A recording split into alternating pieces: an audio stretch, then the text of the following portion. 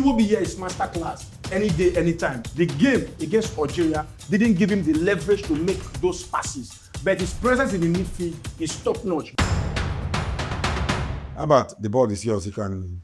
Okay, yes. This match now against the Super Eagles of Nigeria against the Desert Foxes.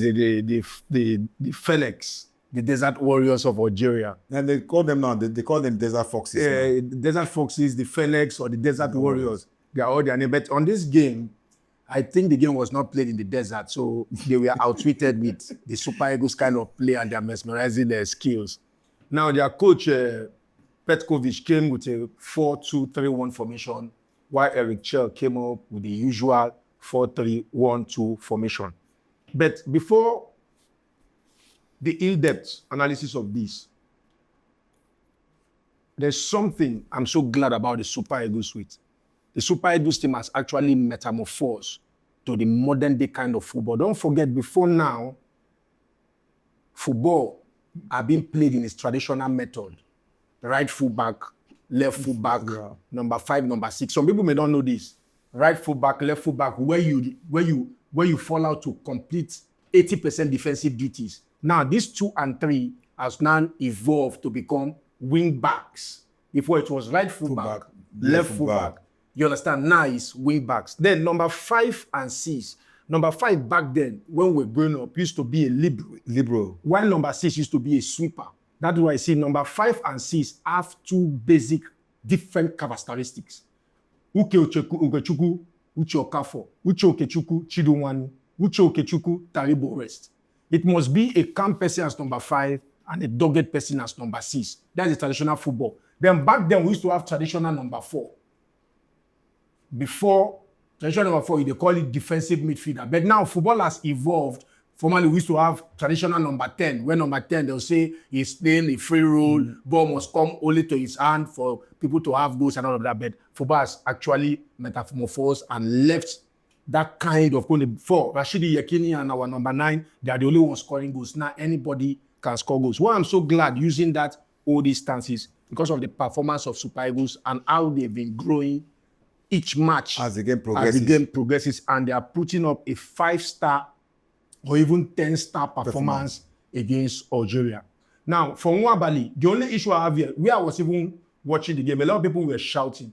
Why is it that whenever a ball gets to Nwabali's leg, the opponent are always running after him? They feel they can collect the ball from him.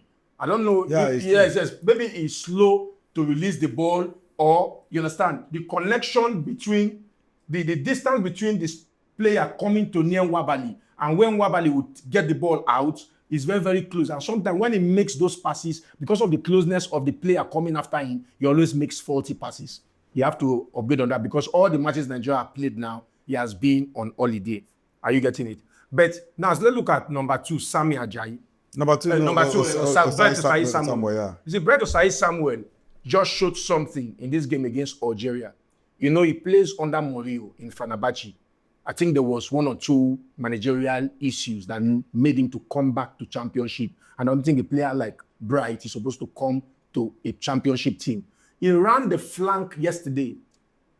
One of the biggest thanks for this flank he ran yesterday is for this guy, Frank Onyeka. Frank Onyeka was always giving depth to this guy. And when this man is here, Frank Onyeka is always moving forward to create a depth, to create options for Ndidi and Iwobi. Are you getting it? Now, Osayi Samuel played so much yesterday that I think the last at midnight when I was trying to watch some sport analysis, they were scoring him about 8.5% over 10, which is excellent. Are you getting it? Even at the dying embers of the game, he nutmegged just at the periphery of the 18. Now, his strength, his coordination, his assist, his complementarity in the midfield, from the midfield to the attack, is top-notch, is out of it. So he has actually metamorphosed to a modern wing back. Are you getting it? Now, even though he's conscious of the defense, he's always conscious of attacking. And don't forget, the same game against Algeria, he won about 4 duels from opponent because of his good recovery rate. Are you getting it? So Our number 2 yesterday on the game against Algeria, the guy is classic, is top-notch. Bruno Yemechi, I used to use one word. It's a delight to watch. The guy knows how to run the flank. He knows how to possess ball. He knows how to recover. And there's something about him I watch. Even the same thing applies to Osai Samuel. You see, normally, when a number 3 overlaps and a number 2 overlaps, the best way to return when there is a loss in attack is to return from the midfield. From the middle. That is the best way to return because you cannot run back to the fly. You must run so that anybody, if it's your number 6 or your midfielder is coming here to mark, you are going back to replace his position. And that is what these 2 young men has been doing incredibly well. Now, to cap it up for his efforts, he now launched a ball from this region, connecting OSIMHEN at this spot. It shows that aside his energy, his anticipation, he has been practicing and have been projecting it in training. Because sometimes what you train, if you don't project it in your mind, you can't execute it on the pitch of play. So he launched the ball from this point and beat up the number 5 jersey of the Algeria side.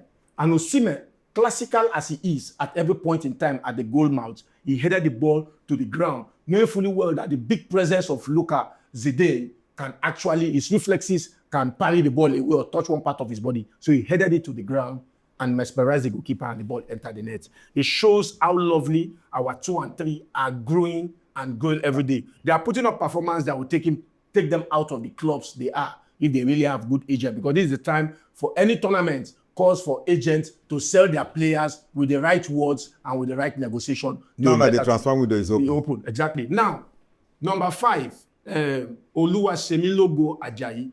You see, this guy knows he does not have much strength or pace. But what he does, just like the Uche Okechukwus, just like the Cannavaro, just like the Stephen Bushray that plays in stores that was pairing Ibitimi Collins, known as Baboya. We grew up watching them at National Stadium 92, 95 and all of that. Collins. Now, Ibitimi Collins, Baboya, the late legend. Now, this guy here, he reads the flow of the ball rather than going for battles. He reads the flow and checkmates an opponent before the balls even come in. And one of the things I see he does, if this man, Bassi, goes for a ball, he gives an instant depth in case there is a loose ball. That is why in the game against Algeria, he collected about 4 loose balls. When Bassi go for a duel or Ndidi or maybe Onyeka comes in and go for a duel, you see the ball just drops, he collects it and start the attack again. So it shows his potential, it shows how he can read the game, it shows how coordinated he is. Are you getting it? He works on his potential, looking at his frailties, so that he doesn't want his frailties to affect his potential. Yeah. So what he does is it's just like somebody that is blind, for instance. You use other senses to augment his blindness. That's why I say ordinarily, if somebody is blind, he could use his ability to smell, to identify who is coming in and who is going out. So he's using his frailties to work on his potentials. Are you getting it? So that he can be the best player he wants to be. Now, the wall of Gribata here, the great wall. This guy, I don't know. Kaveh Bassi, I don't know how to describe that guy. The guy is not only powerful, he's not only a bully. This is one of the defenders I've seen in the history of Nigeria, in modern Nigeria, even place it from the 80s till now. A defender that will bully attacker, 90 minutes, game in, game out, not receiving a card. It's very, very rare. Any defender, quote anywhere, a number 6, a bully number 6, that gives 100% marking ability, hits opponents, collect the ball from the opponent's leg, but he collects it with neatness, spick and span. He doesn't collect it. Rather, the attackers were fouling him. But in the last match before this Algeria match, he was yellow carded. He was yellow carded. That is, even an attacker is always, sometimes he collects yellow card. So for a defender to collect yellow card, it's not bad. But you now look for somebody like Bassi, who plays such kind of football, bully kind of football. He has only received 1 yellow card throughout the entire tournament, right? It shows how competent and how his potential sings and speaks for him. Are you getting it? Yes, in the game against Algeria, don't forget, this man was fouled about 5-6 times by the Algerian strikers. That is because when he wins the ball from them, they become frustrated and they hit him to the floor. Are you getting it? So this guy potentials is, it cannot be overemphasized. Because now sometimes when he even hold the ball, he starts initiating the attack. If you see the kind of passes he make deep down to the inner midfield or to the wing play, he initiates such kind of football passes and anticipation. So the guy, I expect Fulham should, increase his wages or his salary, you understand? Or his agent too as well should look for a bigger team. Fulham has actually tried to give him the opportunity to develop because he has been in several teams. Fulham actually gave him the bench to sit and really dig deep into his potentials. Now, Ndidi, Onyedika, and Iwobi. You see these three people. The triangle these people forms, and the triangle these three people forms, is a confusion the opponent is always having. Trust me. Since the revelation of Onyeka into the team, since Eritrea realized that Onyeka is a balance in the midfield, it's always a delight to him. I know he's going to speak about this one day. Are you getting it? Don't forget, since Eritrea came, he has been improvising. That is why he has never given Onyeka and Onyedika the chance. But after so much clamor and talk, he decided to play this guy. Since the day he started playing, he started getting results. It may not be 100% result, though Super Eagles have had 100% result. So far, so good. But this have given a wonderful balance at the mid of the pack. The midfield is the heart of every team. Now, it has made our skipper, Ndidi, to lessen his workaholism, his overwork, his work rate. Yeah. Now, he's working less in terms of marking and playing more. Are you getting it? Which is adding more to how we launch our attack.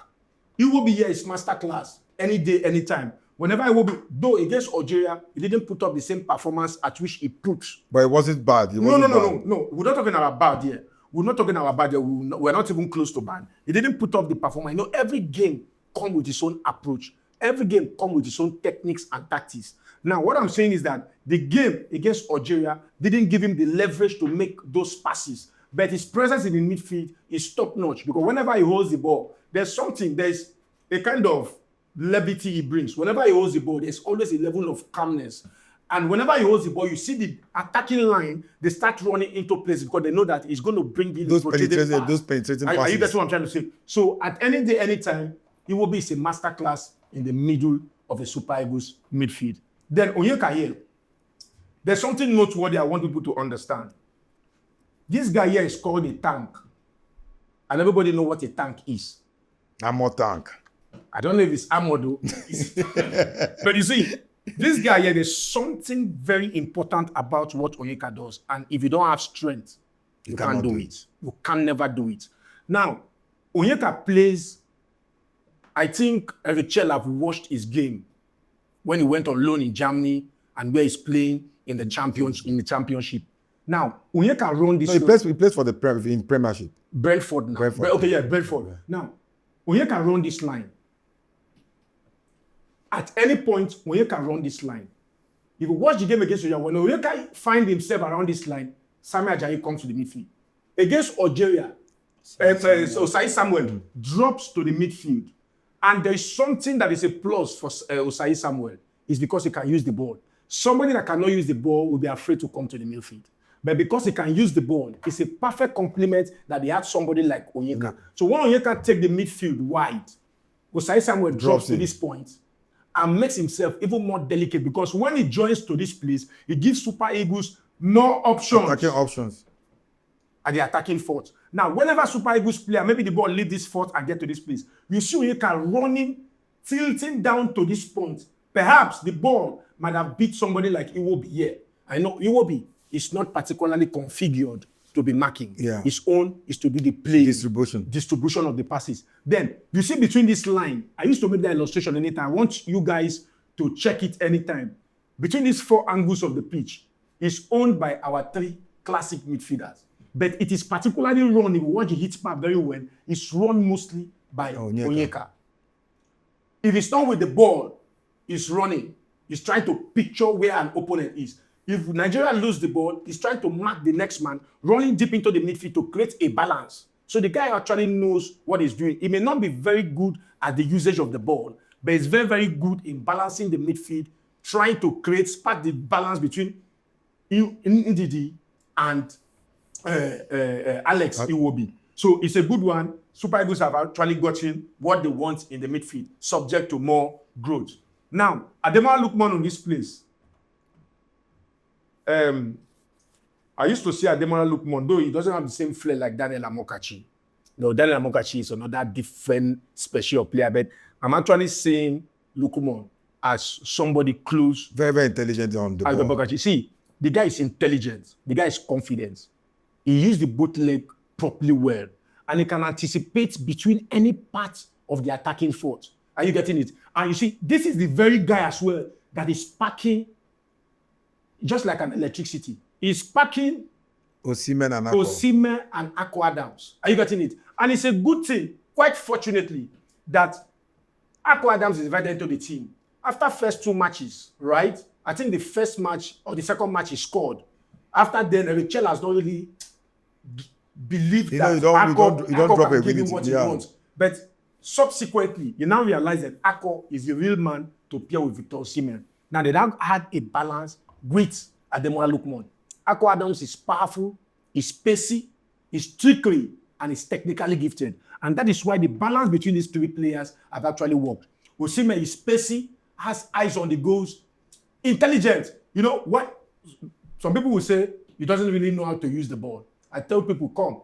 It's not a number 9 do not need to use the ball. Number 9 need to just put the ball at the back of the net. So I want to know, what do you understand? What do you mean by using the ball? Are you getting it? He's not a midfielder, he's an attacker. So what is required for an attacker is to run into position, give me the ball, let me disgrace the goalkeeper. That is what is required for an attacker. But now OSIMHEN has done, I think he has doubled his job for the Super Eagles. He's not only scoring goals, he's making assists. Now, because when he uses pace, explosive pace, to run out the defense line, sometimes the ball comes to him. Instead of him shooting, he brings the ball in and an oncoming striker scores. And you see, if you check the goals are being shared between Lookman, Akko, and OSIMHEN. You see that balance? It is because they have known themselves very well. They are complementing each other at all times. I say this with all sincerity. It goes far beyond training. After training, when they are in their leisure time, their personal side within themselves have brought this synergy. Because most times, you need to have personal synergy off the pitch before you come into the field and put in what, you understand, your social, you understand, discussion and other things off the pitch actually told you guys. Are you getting what I'm trying to say? Because team talk is very, very important. Off the pitch, discussions are very, very important. Are you getting it? So these 3 people now have actually understood themselves very well. And trust me, in the AFCON, till the final, they have the capacity to tear off any defense line. The 3 people who have on the midfield has the capacity to mesmerize any midfield. But there are 1 or 2 flaws. Let me just identify it. You know, in the 69th minutes, about 21 minutes to go. You know, 21 minutes before the end of the match can bring 4 goals. Yes, he can even bring 5 goals. Now, Wilfred Onyendidi had an injury, right? When he had an injury, our beloved Eric Chell brought him out. And now brought out Frank Onyeka. It was a wrong... I keep asking, is it that sometimes it's always G3, or maybe the tempo of the game is always making him not to understand that you can't bring out 2 midfielders, the people that are actually holding, you understand, the fort of your team, and you now brought in Moses. Moses is going to come play wide, right? Allow that midfield to be porous. Moses is coming to play wide. You now brought in Onyedika, which is a nice one. But don't forget, look at the game very well. When he brought in Onyedika, he now made Ndidi to drop. That's why Ndidi game actually dropped in the last embers of the game, about 20 minutes to go, 15 minutes. No, that was one. Ndidi was the one that even went out. No, Ndidi and Onyeka went out. Went out at the same time. Not in the, sorry, Iwobi. I'm sorry, sorry. It was. Now, Iwobi was not even dropping more. Now, you see, when Ndidi left and Onyeka left, Iwobi was not actually moving forward anymore. Are you getting it? Because Onyedika is a silky player as well. He's not as powerful as Onyeka. Now, when you brought him out, I was expecting that at that instant, because he brought in Fisayo Dele Bashiru about 85 minutes, I was expecting that you bring somebody like Fisayo that is even more powerful as well to come complement the midfield as well. Don't forget, we played a team like Algeria. We never expected that we were going to make them go back to the desert. Are you getting it? So now we outplayed them. That was what actually caused the frustration of the Algerian side. But look now, if we were playing a team, perhaps we're leading like 1-0, and someone like Ndidi now had an injury. You now tell me you bring somebody out like Ndidi, now bring out somebody like Onyeka. Because when the opponent collects the midfield, you are in problem. Once the midfield is stolen away from you, there's always a problem. So I think we should look, and the church should look inward. Yes, it should look inward. Whenever he's making a change, you should understand that, okay, when this guy had Samuel, to Said Samuel, he now brought in Igor Obu, which is naturally a defender. He brought in Igor Obu first, before he brought in Awaziem. Now, when they brought in Awaziem and none of that, it was 85 and 90 minutes. But when Ndidi was injured and he came out and he brought out Onyeka, it was 69 minutes, 21 minutes still to play. 4 goals can come in at that time from either side. Are you getting the picture? So he's not supposed to bring out two midfielders and collapse the midfield and bring it, because maybe he was thinking Iwobi is going to fall deep. No, it's not supposed to be so, because Iwobi has his own capacity. Iwobi is not somebody that is that ebullient that can mark all the time. Iwobi is to do that distribution and giving passes for goal scoring, not to be doing marking. Though we survived it against Algeria, not a bad one, we have survived it. But we should always understand that if we survive it and not look at the negatives, issue may abound. We are going to play a team like Morocco, the host side, right, as well as good players. It's not a threat to me, but it will be a threat when we make the wrong changes at the wrong time, or the wrong changes at the right time. So, but with the game Super Eagles have played so far so good, I wish them all the best. I want to ask you one question. I don't know if Chima has a question. Okay, why? Are you, with your illustration, are you saying that it was a total dominance of Nigerian midfield that curtailed the wing play of the Algerian side? No, not at all. Not at all. It is 11-man inclusive goalkeeper on the pitch of play, right? Now, it takes everybody's effort to curtail the opposition side. But don't forget, in football generally, the midfield, any team that has succeeded in the World Cup, in the club level, anywhere, the midfield is always credited, not because they are better part than other departments, but the midfield is just like a stomach. It's a midriff of the body. Are you getting it? Every sickness of the body comes from the stomach. So you need to stay healthy. So that's what the midfield is. It's not that every part do not function properly well. But the thing is that, I make a decision that if this man goes, somebody from the midfield have to be. So the midfielders are always up and doing. Are you getting it? Everybody are up and doing, but the midfielders are always saddled with much more responsibility. Are you getting it? As soon as they lose the ball as a midfielder, they have to mark. Trust me, the midfielders are one part of the people that do not rest throughout the entire game. Keeper have his time to rest. Number 2, if this ball is here, you can always take a respite here. Number 3 as well. But the midfielder, when you are attacking, you should be on your toes. When they are attacking you, you should be on your toes. But everybody has 10% to play to make it 100% in the team. So it's not basically based on the midfield. Kima, do you have anything to say before we wrap it up? I feel like one of the things, apart from the illustration, one of the things that helped the Super Eagles, 2 things that they did perfectly well in that game. You see the fear factor of Victor Osimhen. The fear back factor of Victor Osimhen. The striker, if Victor Osimhen, when Victor Osimhen was up front, he was drawing about 2 center backs to himself. They were scared of coming out to come and play. And then Lookman and Akko Adams with Victor Osimhen, each time the center backs of those Algerians were having the balls, they were compressing them so well that the way they pursued, the way they chased them out, they were forcing the Algerian defenders to play the ball far. And then the second thing was that after Osimhen, Lookman and Akko pressed their defense line to force them to kick the ball far, Iwobi and Ndidi and Onyeka were coming close to the halfway line to mark those, like the passers, whoever want to receive the ball from the Algerian players, where before you even receive the ball, you already see either Onyeka, either Ndidi or Iwobi breathing at your back. So by so doing that, before the ball gets to them already, they were losing the ball. So they were afraid of coming out too much because of Victor Osimhen, which later hurt them as well. And then they were not having enough time on the ball because all the Super Eagles players were pressing too much. So, and that was a very good play by Eric Chell from that team. Anyway, that's a good analysis of the game that transpired between the Desert Foxes of Algeria and the Super Eagles of Nigeria. I would say kudos to the Super Eagles. You guys have done well.